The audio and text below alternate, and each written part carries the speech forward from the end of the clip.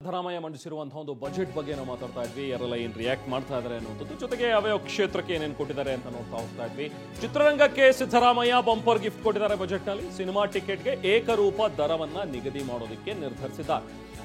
Cinema ಉದ್ಯಮ ಅಂತ ಹೇಳಿ ಪರಿಗಣಿಸೋದಕ್ಕೆ ನಿರ್ಧರಿಸಿದ್ವಿ. ಇದು ಕೂಡ ಒಂದು ಬಿಸ್ನೆಸ್ ಅಂತ ಹೇಳಿ ಪರಿಗಣಿಸಿ ನಾವು ಅಲೋಕೇಟ್ ಮಾಡ್ತಾ ಇದ್ವಿ ಬಜೆಟ್ನಲ್ಲಿ ಅಂತ ಹೇಳಿದ್ರು.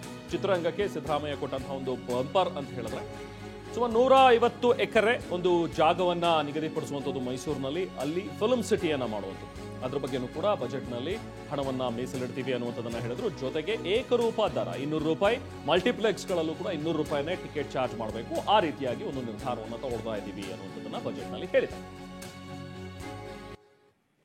So thank you so much. First of all, something is better than nothing ಅಂತ ಹೇಳೋ ಹಾಗೆ at least to begin with the tickets price ಕಡಿಮೆ ಮಾಡಿದ್ದೀರಾ. So kudos to the government for taking this initiative. ನಿಮ್ಮಿಂದ ಎಷ್ಟೋ ಜನ ಬರೋಕ್ಕಾಗದಿರೋರು, ಆಸೆ ಪಡ್ತಿರೋರೆಲ್ಲ ಇವಾಗ ನಿಮ್ಮಿಂದ ಬರೋ ಥರ ಆಗಿದೆ. So thank you so much. Of course it is ತುಂಬ ಖುಷಿ ಆಗ್ತಾ ಇದೆ. ಸುಮ್ಮನೆ ಅಷ್ಟೊಂದು ಕೊಟ್ಟು ಎಲ್ಲರಿಗೂ ಬರೋಕ್ಕೂ ಆಗ್ತಾ ಇರಲಿಲ್ಲ. ಸೊ ಇಟ್ ಇಸ್ ಒಳ್ಳೆಯದು, ಎಲ್ಲರೂ ಬಂದು ಆರಾಮಾಗಿ ಕುತ್ಕೊಂಡು ನೋಡೋ ಥರ ಆಗತ್ತೆ ಇದೆ. ಬಟ್ ಇವಾಗ this is really good. Like ತುಂಬ ಖುಷಿ ಆಗ್ತಾ ಇದೆ. ಮಕ್ಕಳನ್ನು ಎಲ್ಲ ಆರಾಮಾಗಿ ಕರ್ಕೊಂಡು ಬಂದು ನೋಡೋಕ್ಕೆ ಎಲ್ಲ ಚೆನ್ನಾಗಿರುತ್ತೆ. ಅಫ್ಕೋರ್ಸ್ ಅಂದರೆ 200 ಮಾಡಿದೆ ಅಂದರೆ ಅಫ್ಕೋರ್ಸ್ ನಾವು ಮುಂಚೆ ಎಲ್ಲ 800, 1000 ಎಲ್ಲ ಕೊಟ್ಟು ನೋಡ್ತಾ ಇದ್ವಿ, 500 ಹಾಗೆಲ್ಲ. ಸೊ ಇವಾಗ 200 ಮಾಡಿದ್ರೆ ನಮಗೂ ಯೂಸ್ಫುಲ್ ಆಗುತ್ತೆ. ಅಂದರೆ ಈ ಸ್ಯಾಟರ್ಡೆ ಸಂಡೇ ಟೈಮಲ್ಲಿ ಬಂದು ನೋಡ್ಬೋದು, ಒಳ್ಳೊಳ್ಳೆ ಮೂವೀಸ್ ಇದ್ದರೆ ಬಂದು ಅಫ್ಕೋರ್ಸ್ ನೋಡ್ಬೋದು. ಸೊ ಒಳ್ಳೆಯದೇ. ಹೌದು ಒಬ್ಬರಿಗೆ 1000 ಅಂತ ಹೇಳಿದ್ರೆ 4 ಜನ ಬರಬೇಕಂದ್ರೆ 4000 ಆಗುತ್ತೆ. ಅವಾಗ ತುಂಬ ಅಂದರೆ ಕಷ್ಟ ಆಗುತ್ತೆ ನಮಗೂ ಕೂಡ, ಎಲ್ರಿಗೂ ಸಿಗೋದಿಲ್ಲ. ಸೊ 200 ಮಾಡಿದ್ರೆ ಇಟ್ಸ್ ಈಸಿ. 1000 4 ಜನ ನೋಡ್ಕೊಂಡು ಹೋಗ್ಬೋದು. ಈ ಥರದ್ದು ಮಾಲುಗಳಲ್ಲಿ ಅಥವಾ ಇನ್ಯಾವುದೋ AC ತೋರ್ದು ಇನ್ಯಾವುದೋ ಥರದ್ದು ಇದೆಯಲ್ಲ, ಅದು ಉಳ್ಳವರ ಸೊತ್ತು ಆಗಬಾರ್ದು. ಅದು ಯಾವತ್ತೂ ಕೂಡ ಎಲ್ಲರಿಗೂ ಸಲ್ಲಬೇಕು. ಅದು ಎಲ್ಲರಿಗೂ ಸಲ್ಲಬೇಕು. ಸಾಮಾನ್ಯರು ಕೂಡ ಸಿನಿಮಾಕ್ಕೆ ಬರೋಕ್ಕೆ ಸಾಧ್ಯ ಆಗಬೇಕು. ಈ ಥರದೊಂದು ಹೌದು ಯಾರೋ ಅದಕ್ಕೊಂದು ಗಡಿನ ಅಥವಾ ಒಂದು ಎಲ್ಲೇನೋ ಒಂದು ನಾವು ಏರಲಿಲ್ಲ ಅಂದರೆ ಕಷ್ಟ ಆಗತ್ತೆ. ಎಲ್ಲ ಒಂದು ಕಡೆ ಯಾರೋ ದೋಚ್ಕೊಂಡು ಹೋಗ್ತಾ ಇರ್ತಾರೆ, ಇರೋರು ಮಾತ್ರ ಹೋಗ್ತಿರ್ತಾರೆ. ಇಲ್ಲ ಹಾಗಾದ್ರೆ ಯಾಕಂದರೆ ಭಾರತ ಆ್ಯಕ್ಚುಲಿ ಭಾಳ ಖುಷಿ ಆಗ್ತಿದೆ ಮೇಡಮ್. ಇವತ್ತು ನೋಡಿ ಫಿಲಮ್ ಫೆಸ್ಟಿವಲ್ ಇದ್ದೀವಿ, ನಾವು ರೆಗ್ಯುಲರ್ ಆಗಿ ಸಿನಿಮಾಗಳನ್ನ ನೋಡ್ತಿರ್ತೀವಿ. ಆ್ಯಂಡ್ ಯೂಶ್ವಲಿ ಏನಾಗ್ಬಿಡುತ್ತೆ ಅಂತಂದರೆ ತುಂಬ ಜಾಸ್ತಿ ಮಾಲಲ್ಲಿ ಪ್ರೈಸ್ ಜಾಸ್ತಿ ಅಂತಲೇ ಫ್ಯಾಮಿಲಿಗಳು ಬರೋಲ್ಲ.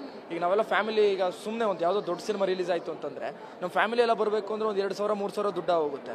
ಇಲ್ಲಿ ತಿಂಡಿಗಳನ್ನ ತೊಗೋಬೇಕು ಅಂತೇಳಿ, ಮತ್ತು ಟಿಕೆಟ್ಸ್ ಪ್ರೈಸು ಇಷ್ಟೆಲ್ಲ. ಬಟ್ ₹200 ಪ್ರೈಸ್, ಬೇಸ್ ಪ್ರೈಸ್ ಅಷ್ಟೇ ಇಡಬೇಕು ಅಂತ ಸರ್ಕಾರ ತೀರ್ಮಾನ ಮಾಡಿರೋದು ಭಾಳ ಖುಷಿ ಆಗ್ತದೆ. ಆ್ಯಂಡ್ ಇದು ಕರ್ನಾಟಕದಲ್ಲಿ ಸಿನಿಮಾ ಜಗತ್ತು ಅಂತ ಏನಿದೆ ಭಾಳ ಹೆಲ್ಪ್ ಆಗುತ್ತೆ ಅಂತ ಅನ್ಸುತ್ತೆ, ಇನ್ನಷ್ಟು ಮೇಲೋಗುತ್ತೆ.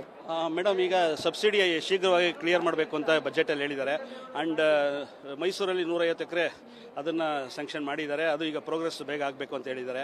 ಅದ್ರ ಜೊತೆಗೆ ಟಿಕೆಟ್ ರೇಟು ₹200 ಒಂದೇ ರೇಟ್ ಇರಬೇಕು ಅಂತ ಮಾಡಿದ್ದಾರೆ. ಅದ್ರ ಜೊತೆಗೆ ನಾನು ಹೇಳೋದೇನು ಅಂದರೆ, ಇಲ್ಲಿ ಪಾರ್ಕಿಂಗ್ ಚಾರ್ಜು ಒಂದು ಸಲ ಒಂದು ಕಾರ್ ಪಾರ್ಕ್ ಮಾಡೋದ್ರೆ ಅಥವಾ 2 ವೀಲರ್ ಪಾರ್ಕ್ ಮಾಡಿದ್ರೆ ಹ್ಯೂಜ್ ಅಮೌಂಟು, ಟಿಕೆಟ್ಗಿಂತ ಜಾಸ್ತಿ ಪಾರ್ಕಿಂಗ್ ಚಾರ್ಜಸ್ ಕೊಡಬೇಕಾಗುತ್ತೆ. ಆ್ಯಂಡ್ ಪಾಪ್ಕಾರ್ನ್ ರೇಟಲ್ಲಿ, ತಿಂಡಿ ರೇಟಲ್ಲಿ, ಅಥವಾ ನೀರೇ ತೊಗೊಂಡೋಗ್ಬಾರ್ದು ಒಳಗಡೆ ಅಂತ ಹೇಳ್ತಿದ್ದಾರೆ. ಇಂಥವಕ್ಕೆಲ್ಲ ಒಂದು ಕಡಿವಾಣ ಹಾಕಬೇಕು ಮಲ್ಟಿಪ್ಲೆಕ್ಸ್ಗಳಿಗೆ. ಒಂದು ರೀತಿ ಖುಷಿ ಇದೆ. ಇನ್ನೊಂದು ಚೂರು ಕಡಿಮೆ ಮಾಡಿದ್ರೆ ಇನ್ನೂ ಉತ್ತಮ ಅನ್ನಿಸ್ತಿತ್ತು. ಯಾಕಂದರೆ ಚೆನ್ನೈ ಕಂಪೇರ್ ಮಾಡಿದ್ರೆ, ಆಮೇಲೆ ಬೇರೆ ಅದರ್ ಸ್ಟೇಟಿಗೆ ಕಂಪೇರ್ ಮಾಡಿದ್ರೆ ತುಂಬ ಕಡಿಮೆ ಇದೆ. ಯಾಕಂದರೆ ನಾನು ಒಂದು 3 ಇಯರ್ಸ್ ಎಲ್ಲ ಇದೆ ಚೆನ್ನೈಯಲ್ಲಿ ಎಡಿಟಿಂಗ್ ಮಾಡೋ ಟೈಮಲ್ಲಿ.